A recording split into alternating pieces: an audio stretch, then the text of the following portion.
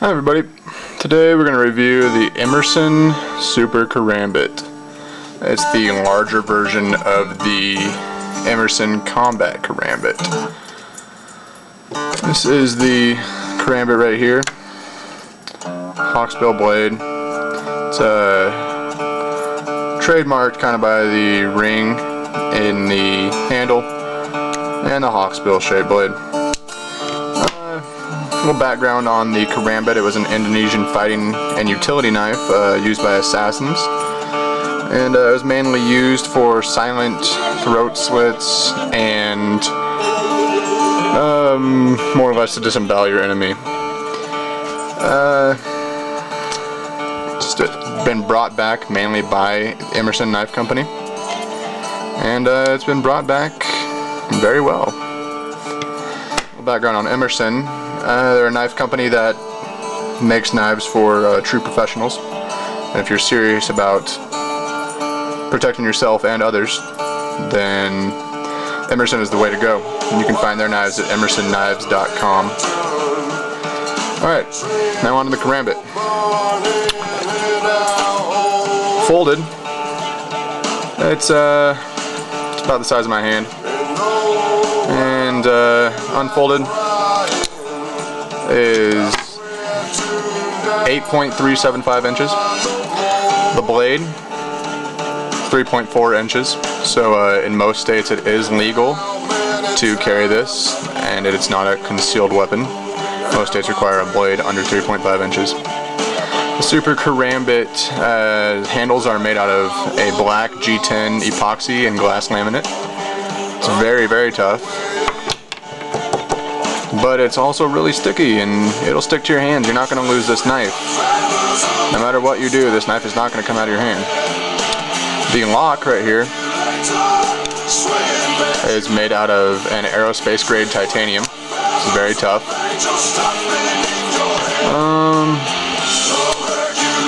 The blade is titanium blade. Most knives don't use titanium blades, but Emerson uses those. Very tough, it's not going to break, and if it does, Emerson will replace it. It's a black finish. It's a chisel ground blade. And blade thickness, 0.125 inches. Hardness is 57 to 59 RC. Finger hole diameter, 0.94 inches. This does carry on the Spyderco finger hole, as Emerson has worked in concordance with Spyderco. But one of my favorite parts of this knife is the wave. This little hook right here, when it's closed and hooked in your pocket, it's carried like this. Now as you pull it out, when you're pulling it out fast, the wave catches the side of your pocket and opens it up as you pull out. So, in a matter of just a split second, your blade is open and it's out of your pocket and ready to go.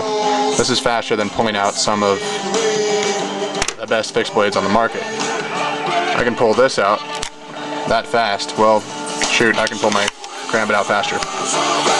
So the wave, great feature. I love it. Gotta be careful though when you're pulling it out of your pocket. You can forget that it is waved, and you will pull it out and cut yourself. I have cut myself many times in the last couple of days because of the wave. The blade is by far one of the sharpest blades I have ever owned. It will cut just about anything.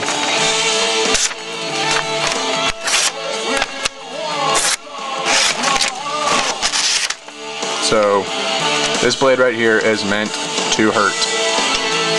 This is a serious self-protection knife, and if you are serious about self-protection, I strongly recommend this knife. It does come with a hefty price. It's $291, but if you are a serious professional, this is the knife you need. The Karambit also serves many functions. You got many grips that you can use. The first one is called the forward grip. You get standard slashes with the forward grip. Carried like this, you've got your pinky in the ring hole. Helps keep it from being disarmed. Your second one is the reverse grip. This is by far my favorite. You get very good slashes out of this.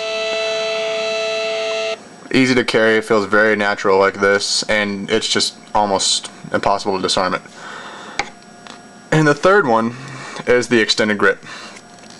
Extended grip is this, and in the hands of a serious professional, the extended grip is deadly. In the hands of a normal guy with just normal knife training, I would stick to the reverse and the forward grip, just because the extended grip is almost too easy to get disarmed with. I'll go over some of the negative aspects of the Karambit.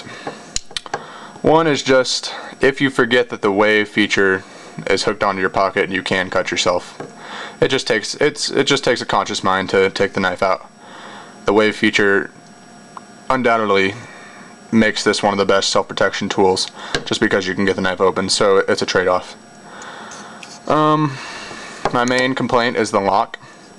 The lock is a little hard to open, but again, a trade-off. This lock will not fold closed no matter what. You can push on this all day long and this lock is not going to fail you. So it may be hard to close this, but in the end it's going to pay off by you not cutting your fingers off. I can't really come up with many complaints for this. You know, it's a little large, but if you don't like the large version, go with the Emerson Combat Karambit. It's a great knife. And there are alternatives on the market. Right now, Emerson makes the best Karambit by far. It's going to be the best one you can find, and I'm not even biased. I mean, I buy Strider and SOG and CRKT, but Emerson makes the best Karambit. Cold Steel released an article a couple years ago on how much they hate the Karambit. And they tore it apart over the extended grip, and which, you know, honestly isn't that great. That was their main complaint. And they said that the Karambit was one of the worst fighting knives. Well, lo and behold, Cold Steel has come out with the Karambit. I don't recommend the Karambit from Cold Steel at all. Cold Steel just doesn't make that great of quality knives. They make knives that are able to withstand a beating, but Emerson is the #1 hard use knife in the world. If you're going to buy a Karambit, don't go with Cold Steel, because honestly, in my opinion, it's just a piece of crap. You can also find some Spyderco Karambits online. They're out of production, and it's just, they're more collector's pieces now than they really are fighting tools. This is just by far the best Karambit you can find. So yeah, with G10 handles, 3.4-inch blade, great fighting tool.